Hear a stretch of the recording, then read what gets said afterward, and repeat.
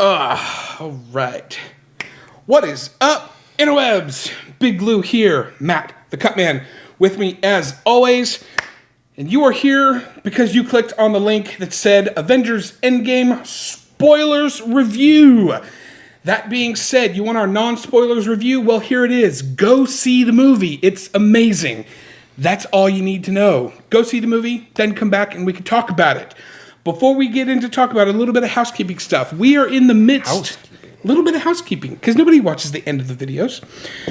We are in the throes of Season 8 of Game of Thrones. We do weekly reviews of that every Sunday, so tune in for those. You can check that out Sunday every night after the episode. And this summer coming up, we've got John Wick we're going to be doing reviews of, Godzilla, Dark Phoenix later on this summer is going to be amazing. And then coming up into December, we've got a little movie called Star Wars. You may have heard of it. The Rise of Skywalker. We have a trailer reaction and discussion video up on the channel that you can check out if you click on the card above Cutman's head. All of that out of the way. Cutman, the last time you and I spoke about an Avengers movie, I believe you said something along the lines of... I don't know. I'll tell you when I've seen a complete story. Was this a complete enough story for you? I have a lot to process. Process is the exact right word, my friend. I feel like I needed to walk out of the theater and, like the old Peanuts cartoon there, be Lucy with the psychiatric the doctor is in 5 cents. Because I needed to talk to someone. I needed to process my emotions. There was a lot of stuff going on in both this good movie. and bad. Oh yeah, for sure, totally. I feel that this movie was satisfying in ways that I didn't know I needed to be satisfied in. There was a lot to unpack. Oh my God, 3 hours and like 6 minutes, I think was the total runtime, and it was every minute worth of just... Oh my God, so complete. I wrote down, the first thing that came to my mind was, this was not a sequel to Infinity War. This was the conclusion to an epic saga. Yeah, it was a conclusion to everything that you've been invested in for the past 10 years. Because it's not like the end of a trilogy or the sequel to a movie or something.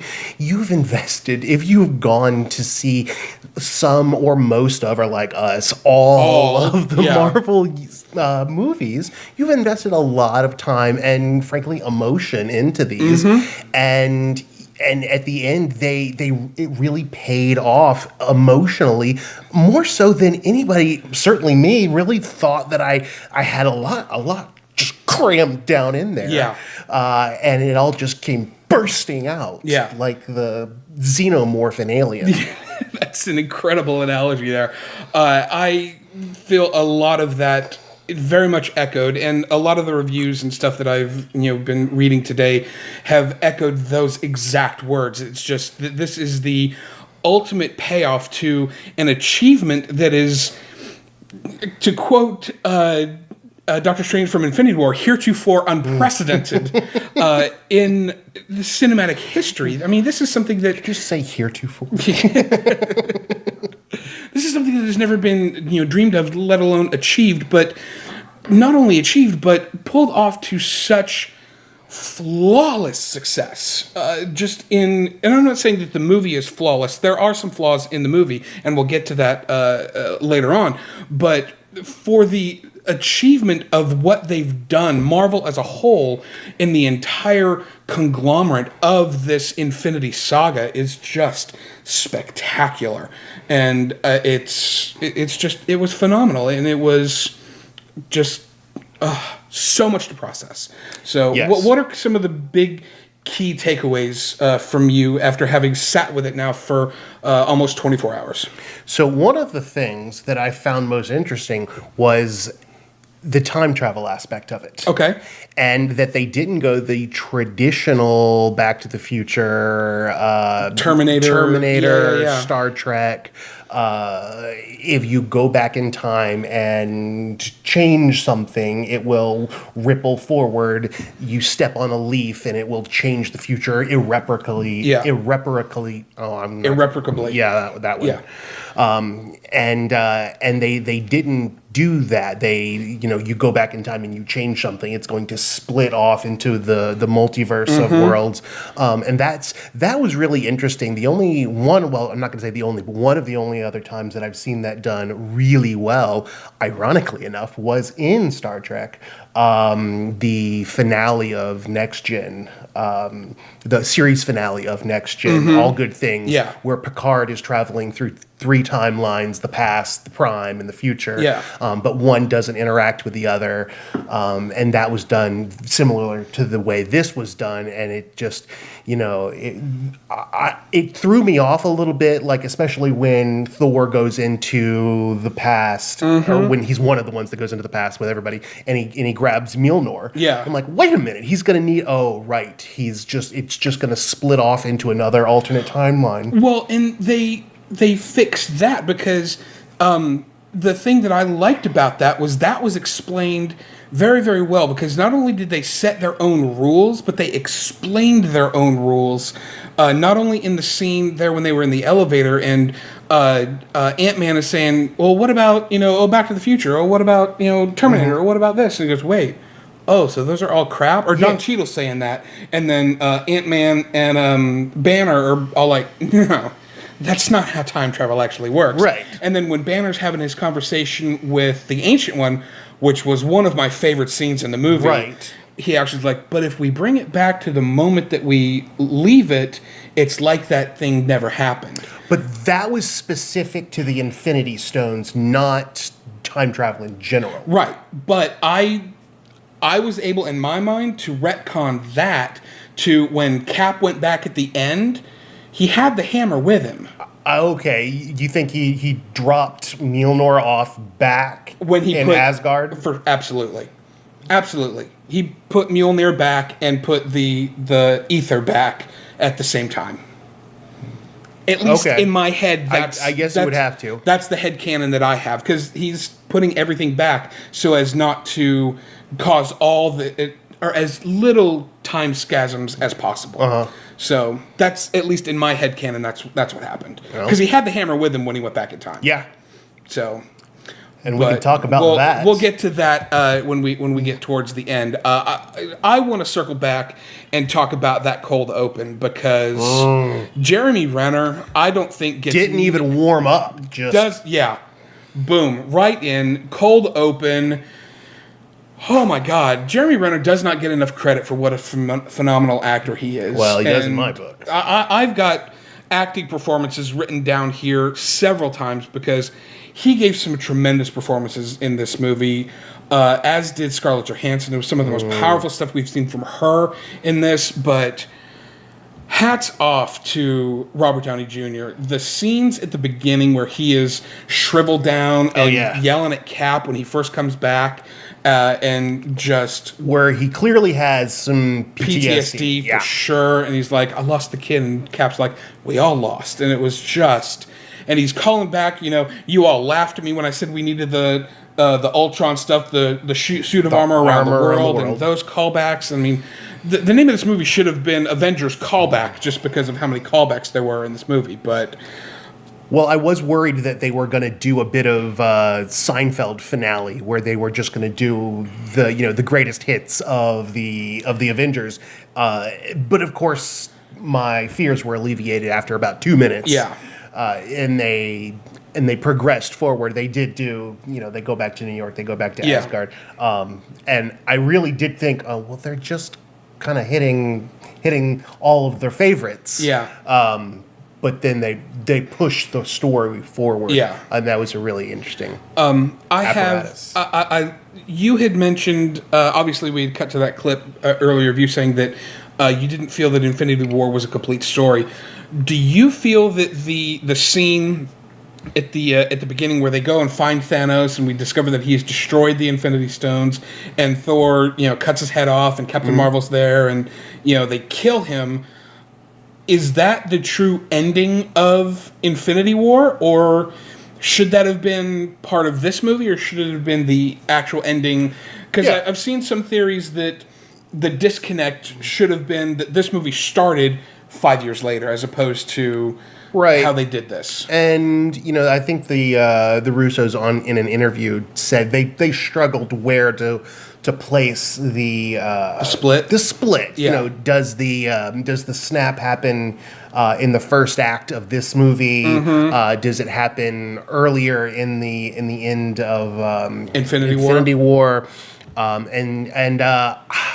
That's a really good question. I'm only a day out of it. So, Sure, yeah, no, we're gonna need to see it several times and think heavily on it. So I didn't on first look, I didn't have a problem with it, and perhaps I'll think differently about it upon further viewings. For my first look, I thought it was fantastic the way that they did it. Mm-hmm. If for no other reason than as soon as they cut his head off, and then they did, everyone's like, okay, well that's that. Yeah. In my mind, I'm like, he's dead. Where are they going now? What's the rest of this? What's the next 2.5 hours gonna be? And then we get the 5-year jump, and then we see, Cap leading the support group, and, sure. Captain Marvel is off, helping other planets cope with things, which I thought that was really, really smart, how they dealt with Captain Marvel, so that she wasn't there, like the big gun always around. Right.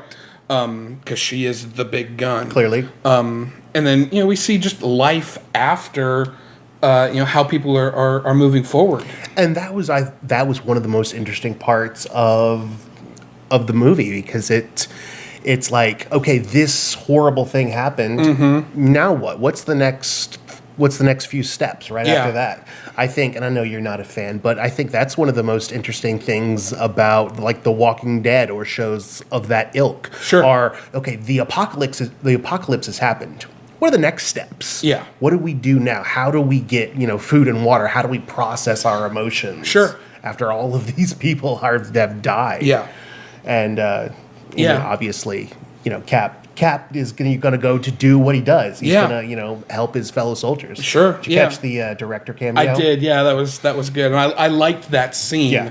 I like that scene a lot more once we have some reveals at the end, and I'll get to that when we start talking about the aftermath of the battle. Did you catch the other cameos? There was another cameo in there, but I forget who. I wasn't speaking specifically on that scene, but I mean there were a few Russo-esque cameos because the Russos were big involvement had big involvement in Community, the TV show. Ken Jeong was. I did catch Ken Jeong's cameo. He was one of the security guards at the where Scott was. The impound lot. Yeah. Yeah, he was sitting in the security cage. I mean, you could miss him if you blinked. No, he was the whole audience where I was. It was a big pop. Yeah. When he came on screen just for that half a second, but yeah. So then, but there was one more. It's Shirley is the character's name, and Yvette L. Brown is the actress's name. The African American actress. She was in the elevator that when. When they went back to the 70s. When they went to the 70s, she recognized Captain America. I recognized her, but not from Community. I just know the actress. Yeah, she's been in a bunch of things, but she's been around. Yeah. So. Okay, well, since we've gone through the kind of beginnings of the movie and the slow burn type of thing, which I've read some people saying that there were some pacing issues there and it dragged a little bit. I disagree completely. I don't think there were pacing issues at all. I don't think it was slow. I think it dove into what people were dealing with in the true aftermath of the snap and what the world was and what the stakes were that everyone was going to be fighting for going forward. You had to have that set up. Exactly. Yeah. I think it was done very, very well. So without that setup, there's not a payoff. Yeah. Yeah, and was there a payoff? So Ooh, let's not get ourselves. So now Scott gets to the compound, and we start seeing the formation of the plan, and we get to some of the elements of where some of our favorite characters are. What did you feel about Papa Tony? Tony as a father, how did that strike you? So Tony Stark has had a number of domiciles throughout the MCU. Sure. This may be one of my favorites. I Cabin thought by so. the Lake, man, that was nice. Well, it was a callback to the end of Age of Ultron. There were a lot of callbacks to Age of Ultron in this movie too. Definitely. But when he says, maybe I'll take a page out of Martin's book, Right. Pepper a Farm and Simple Life. Sure. So, and that was right out of there. So, But Tony as a father, I mean, he just slipped right into that role, and because I mean, he's a big kid himself. Yeah. And so, of course, he's going to do well with with having a little girl, and she is going to be the apple of her father's eye. oh, for sure. And he is going to just suck up all the attention. Yeah. It reminded me somewhat of the chemistry that he had with the kid in Iron Man 3. And that was some of my favorite moments from Iron Man 3. I know that's one of your favorite movies of the MCU, just because it's got some really good stuff in it. But yeah, and I loved all of the stuff there. And I wish that they had kind of maybe gone into a little bit more of him researching the time travel stuff, maybe a little bit, but at the expense of what? It just seemed too easy. There's a lot of stuff that he does throughout the MCU that I think comes a little too easy. Right. But it's Tony Stark, I mean, you knew he was going to get there, and how much time are you going to spend on the obvious? I get it, but I would have liked a little more. I would have liked as much time as I could possibly get with him as that character. It's like you want a little more time with Mr. Scott in the engine room of the Enterprise. You know he's going to figure out how not to blow up the warp core, but you want to see him do it. Yeah, exactly. Speaking of wanting to see him do it, did you have any issues with the fact we did not see Bruce become Professor Hulk, and we just automatically jumped to Professor Hulk? I mean, that's another one that you would like to see, of course. But of course, they, I'm sure, lost it for timing. Yeah. And, he explained it. Yeah. And, there's never any, I had an English professor tell me that there is never any tension in past dialogue. Sure. You're never going to be able to build tension if you're explaining something past tense. Yeah. Well, and that's what a whole lot of this first 2 acts of this movie was exposition. Sure. There wasn't even a whole lot of... the word I was looking for. Yeah. It wasn't even a whole lot of action until you get to, this movie really was almost 4 acts, until, the part 2 of the second act of the movie. Sure. But, so... What are your thoughts on Smart Hulk? Did you think they pulled it off? Would you like to have seen, not being as familiar with Hulk from the comics and stuff like that? Right. Did it work for you? I mean, Hulk in his sedate state was okay. But that caused, Hulk raging out, Hulk Battle Hulk. Really kind of suffered at that expense. That was my first thought on it as well. And then I thought about it some more, and I think that what really caused Battle Hulk to suffer wasn't necessarily the fact that he was now Smart Hulk, so much was the fact that by the time we finally get to Hulk in battle, he had already done the snap, and he was fighting at a drastically reduced rate of energy, and he was hurt. Oh, yeah, I guess that's true. To the point that, even when we fast forward to the very end of the movie, he's still all messed up. Right. And that's Hulk, who normally heals, and I keep snapping my fingers unintentionally, but he keeps, healing, really, really quickly. So it took a drastic amount out of him, and the more I thought about it, the more I was like, oh, that's probably why we didn't see that, Hulk smash that we're so used to seeing out of Hulk. But I thought Professor Hulk worked beautifully, and I thought that version of it actually seeing Mark Ruffalo's actual face as Hulk. I thought it was great. I loved the humor. I thought it was a perfect blend of, the jokey, immature Hulk that we had in Thor Ragnarok versus the intelligent scientist genius of Banner is. So I thought it really, really worked.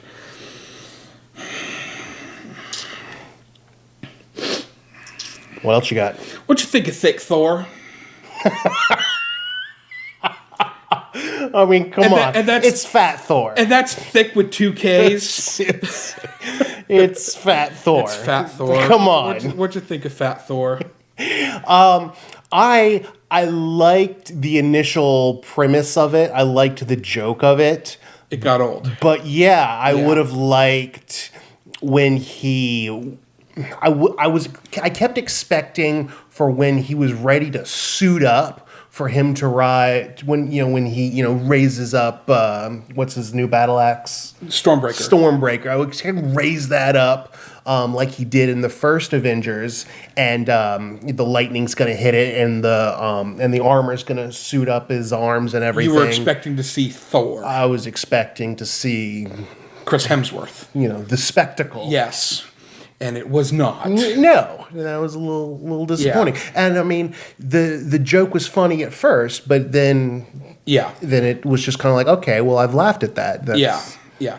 And I definitely had the same emotion. It was funny at first, and then I was like, okay, we get it. Fat Thor's fat. We get it. And then... And I mean, I don't think it was... I mean, of course, it was meant to be a joke, but that storyline was that he...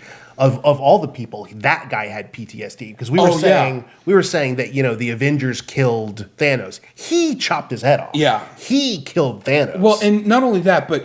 I was watching the guys at Collider do their review this morning, and I wish that I had thought about this, but I'm not that smart. Keep working. Exactly. Of all the people in this movie to deserve a going on a bender for 5 years, Thor's the guy. Sure. Losing, his dad. Losing his people, losing Asgard, losing his whole planet, everything that he has lost, and then to put the axe through Thanos' chest and to fail at that too.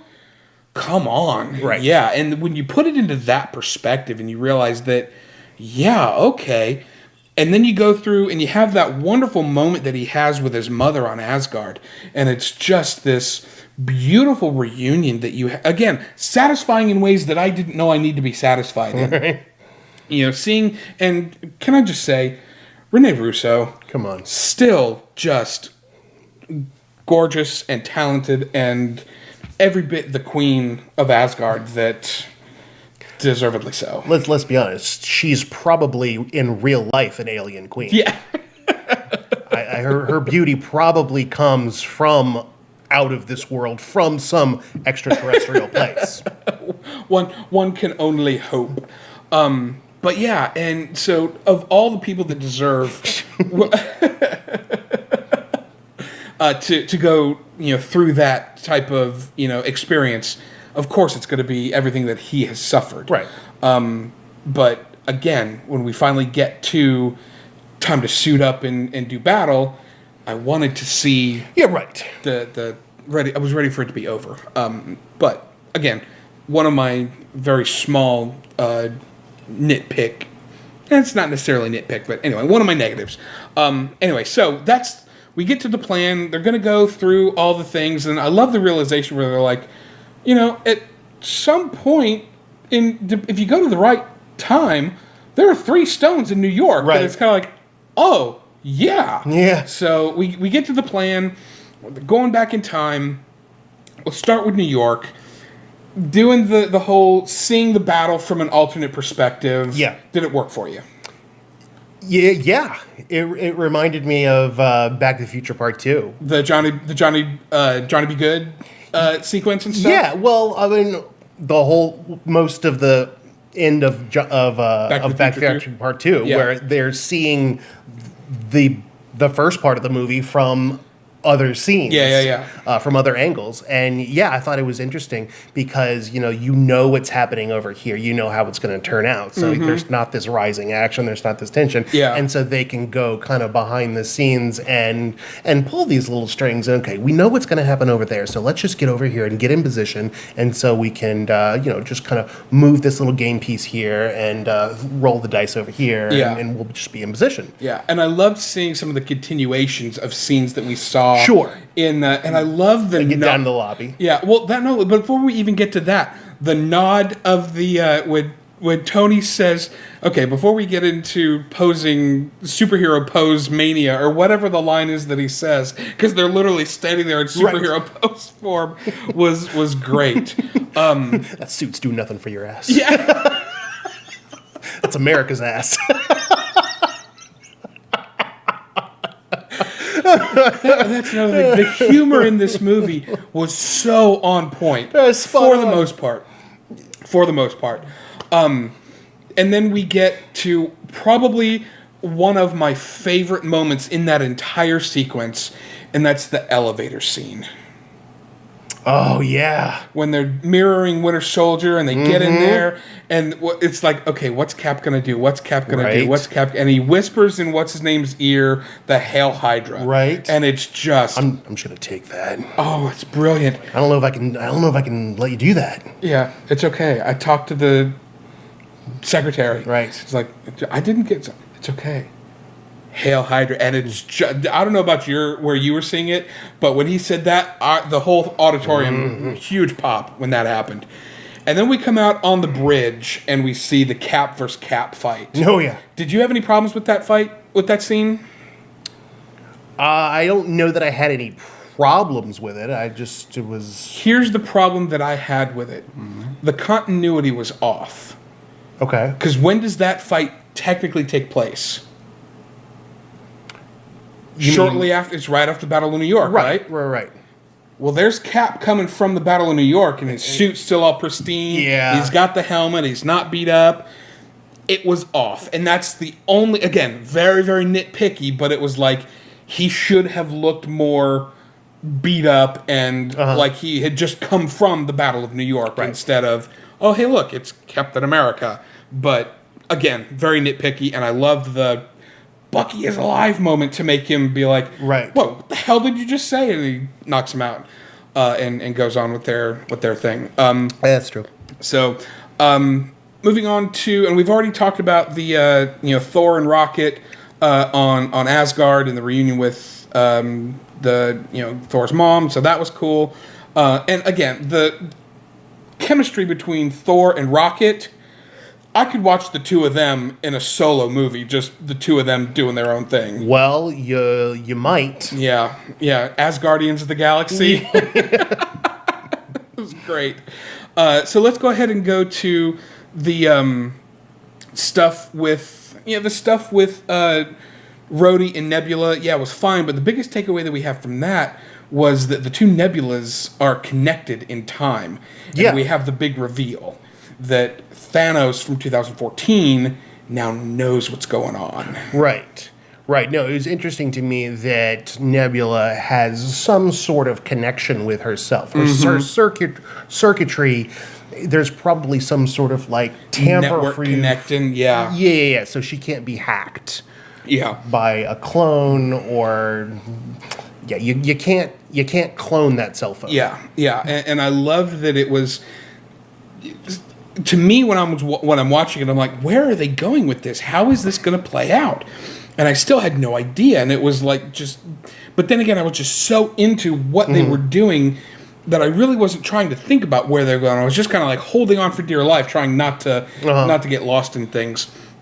And then, again, some of the best acting I think we've seen from these two was the Black Widow versus Ronan for the Soulstone. That was the most heartbreaking. It really was. When that scene was getting ready to start, we knew what was going to happen. Yeah.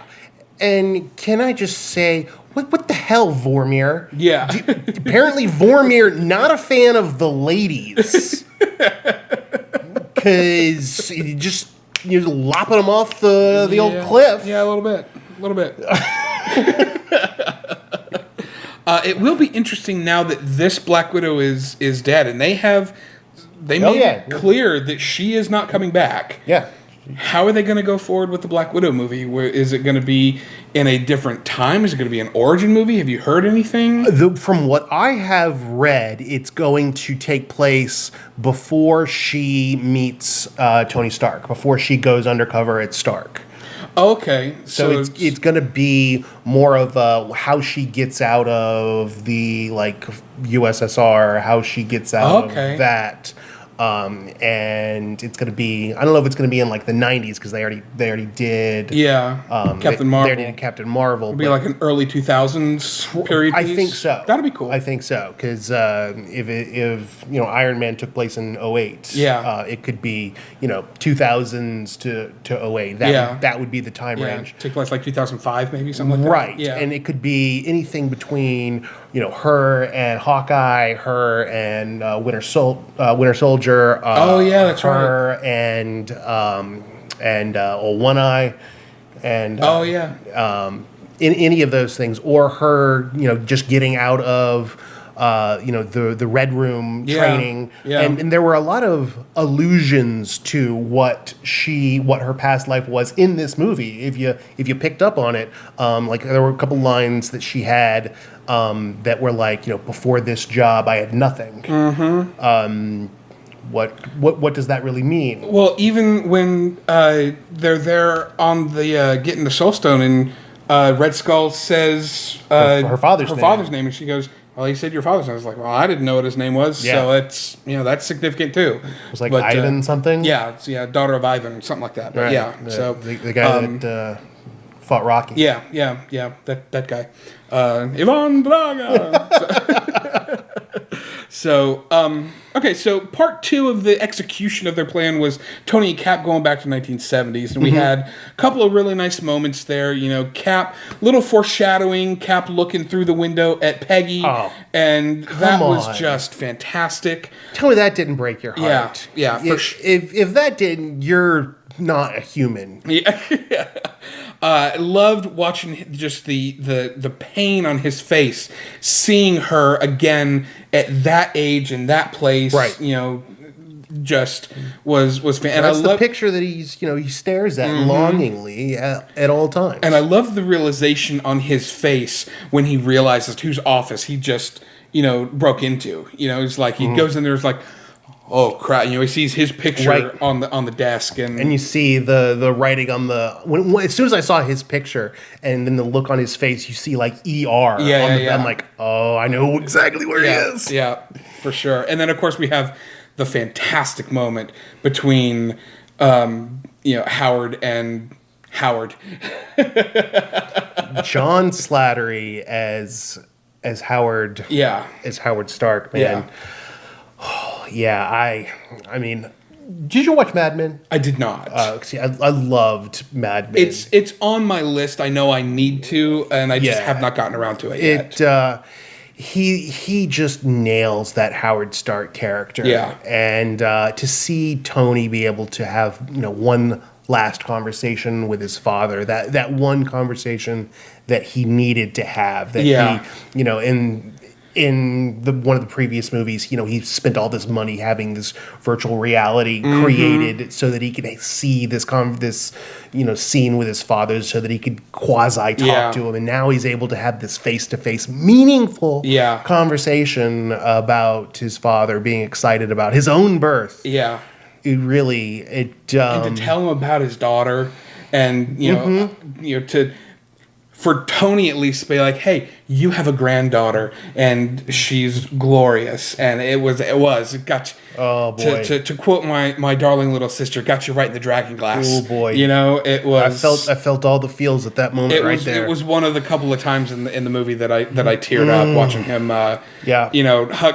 He hugged his dad. And he's like, "Thank you for all that you've done for our country." This is a nice, smooth cover up, and of course, the other great moment in that whole 1970 sequence was we got Stan's cameo, that they had aged him down to look like Stan from actual 1970s and stuff like that. I didn't see that. Oh, when they first cut to 1970, he's the dude driving the car, and he's like, "Make love, not war, man." Is that what that was? That's Stan, yeah, man. See, I completely. I thought it was funny, but Yeah. I didn't get why it was funny. I didn't get the joke. That was Stan. And I don't know about you, but when that happened in my showing, there was a big pop and a lot of applause. And and they aged him to look like he did in 1970. So I guess I wasn't the only one to miss it because most of my theater missed it as well. Oh, really? Yeah, no, that was Stan's cameo in Endgame there. Also in that sequence we saw Michael Douglas as a young Tim. Yeah, saw that. Yeah, and they've got a handle on that de-aging stuff. Yeah. Pym was de-aged, Stark was de-aged, and Slattery. Yeah, Slattery. Yeah. And I'm glad that they didn't like make a big deal out of them going back in time. You know, it was like they could have had, the guards found him. They didn't have like this big chase, and John Slattery's Howard Stark didn't say, "Hey, what's in the briefcase?" Or they didn't make a big deal out of that. It was like, get in, get the thing, get out. You know, it was all about the character. And I thought that was great. So. Well, before we get into the big battle here, do you have anything that I've been doing a lot of talking here. Do you have anything that you want to bring up that we haven't talked about leading up to the big battle? I would think we touched on the time travel thing. For me was whenever there's time travel in a movie. Yeah, of course. That's really what I'm going for. That's you're locking on my meat and potatoes. Yeah. I'm wanting to know the nuts and bolts of how it's going. That's why I wanted more of how Tony figured it out. Sure. Yeah. But he was going to. Yeah. And so I think that they did a good job of kind of splitting the difference between explaining it in such a way that made it, gave us geeks, enough of a, stuff to chew on, but yet still keeping it simple. Because I was talking to my buddy Mikey about it, and he was like, finally, that time travel movie that I could understand, so it was, simplified enough that your average moviegoer wasn't like, well, wait a minute, like you watch The Flash or you watch some of these other, time paradoxical movies, and you can really, really get lost. But I think that, especially given that there was a grandfather paradox with Nebula killing her younger self. Yeah. Oh, for sure. That shouldn't be allowed. That should tear a hole in the universe. Or the older Nebula should have dissolved into nothingness.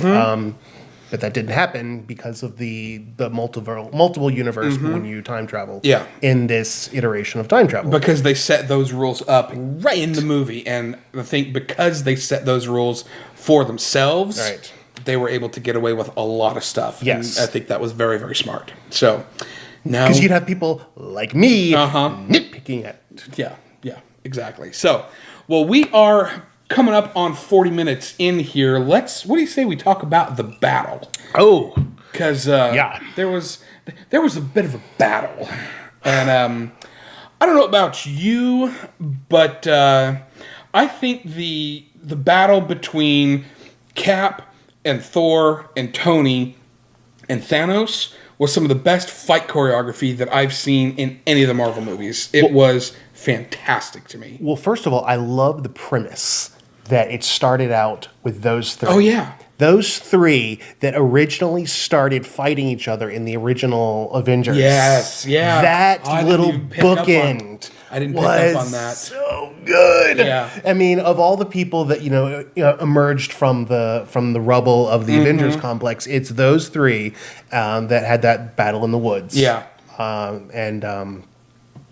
that little bit of storytelling. Yeah.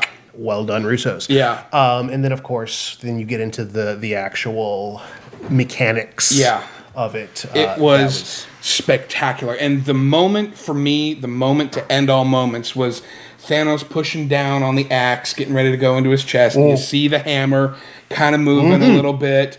And you think that Thor's moving the hammer, but it's not. And then it hits Thanos, and then it comes back, and it's freaking Cap wielding the damn hammer, and it's just the biggest pop that it had happened in the movie. Did you jump up? Oh my god! Oh my God. I think I peed a little bit, maybe a little bit more, but it was. I had a smile on my face the whole time. Oh my god! And couldn't then help it. Cap just beating the crap out of Thanos with the hammer and the shield and just going to town. And the fact that he was able to actually summon the lightning and stuff like that, and I'm like, wait a minute, Cap can't do that. He's worthy. Yeah, and then I remembered the inscription that actually says, should he be worthy, shall possess the power of Thor. I'm not sure it's Cap that's worthy. I think Chris Hemsworth or Chris Evans. Chris Evans just might be worthy. I have no doubt that is exactly what is the case. He's a Minch. He you are not wrong. That was just, again, satisfying in ways I didn't know I need to be satisfied in. When he has that hammer in his hand, I was like, I didn't know I needed to see that, but I now know that I can, be happy that I have seen that in my life. Yeah. And then of course we get to, Cap standing there with the shield crumbled, and he gets the final buckle, and there's Thanos' army. And I love. Go ahead. But how about the fact that everything that Tony saw came to fruition? Yeah, no, that's what I was going to get to.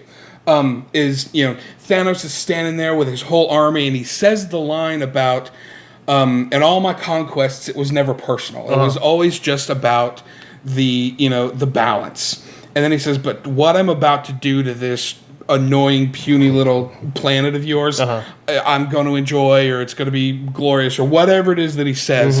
You get the sense that this Thanos from 2014, the one that came back from the future or from the past, is so much more bloodthirsty and so much more vicious than the Thanos that we saw in Infinity War. Yeah. And that just ups the stakes, and it just makes it that much more satisfying watching this battle and watching the things come through. And again, like you said, Tony saw it. Yeah. Yeah, it happened just exactly the way he saw it. The Cap shield was broken. The Hulk is down. Natasha's dead. Yeah. Thor's down.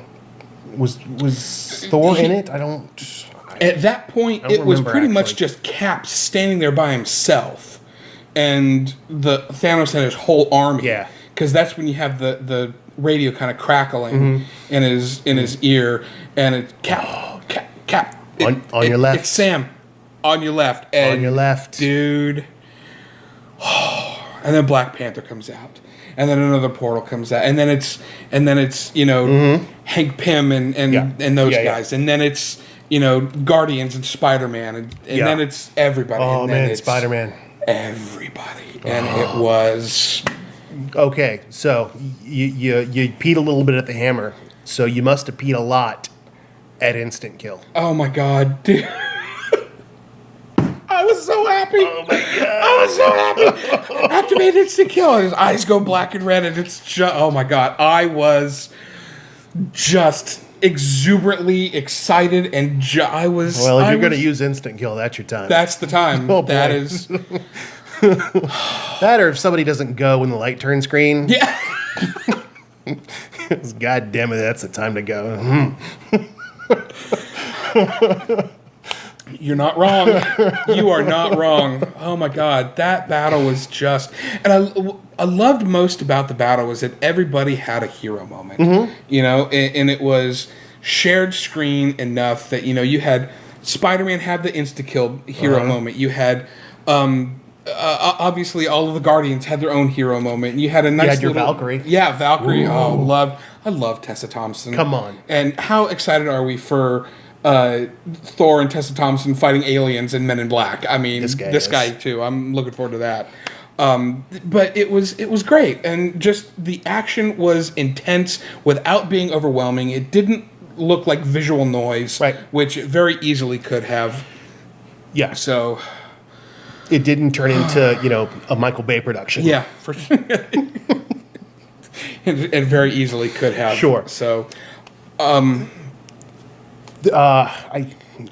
Just lost my train of thought. It happens that way. There was a lot to process and a lot to take in this movie. So, the last note that I have here, the one that I just had said was Avengers Assemble, which was one of the greatest, him saying that we have heard. And then, of course, he is Iron Man. Oh. And I did not see that coming.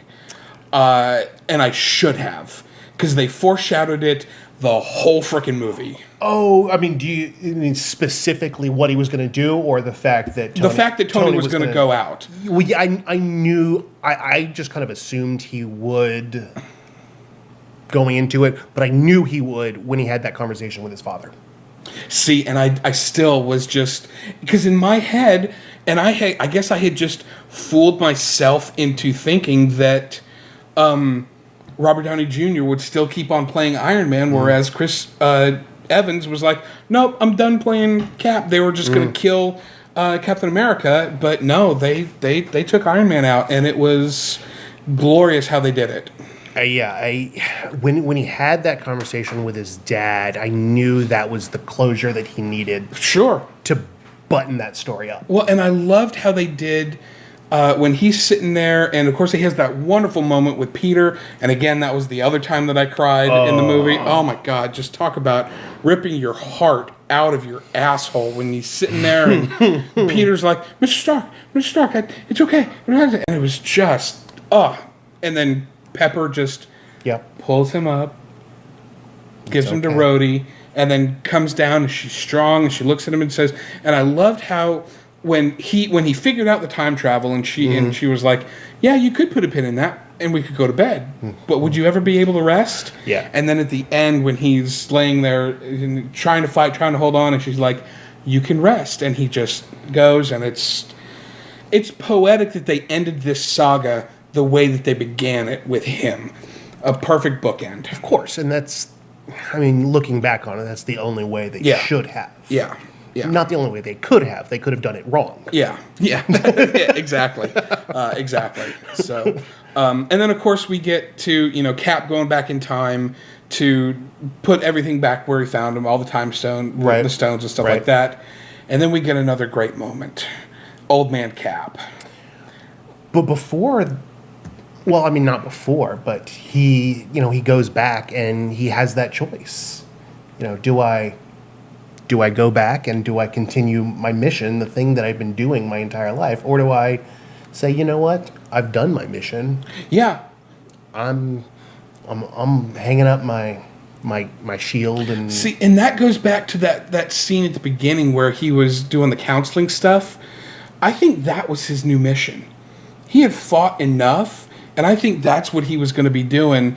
Because he went back probably shortly after he went in the ice and found Peggy post World War II, and started doing counseling stuff for PTSD and stuff like that. At least that's my headcanon. And we're still gonna be hearing what if stories and stuff on the Disney streaming service and stuff for what he's gonna be doing and stuff. But that's my headcanon, is that he went into helping people that had been in battle and doing still serving, because in the in Civil War he has the moment where he's talking to Tony. He's like, I see something going down and I just can't help myself. I have to intervene. Yeah. Sometimes I wish I couldn't. And then he goes, no, you don't. And he goes, no, I don't. So it's just part of who he is. So, but he's the captain. He is the captain, and we salute you. Any final thoughts on Avengers Endgame? We are running quite long here, sir. But it's worth it.